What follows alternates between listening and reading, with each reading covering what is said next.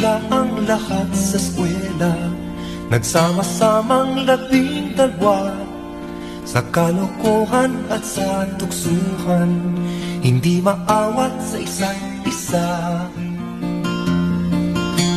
Madalas ang standby sa cafeteria, isang barkada na kay saya, laging may hawak-hawak na gitara, konting budyot lamang kakanta na. Kay simple lamang ng buhay nun, walang mabibigat na suliranin.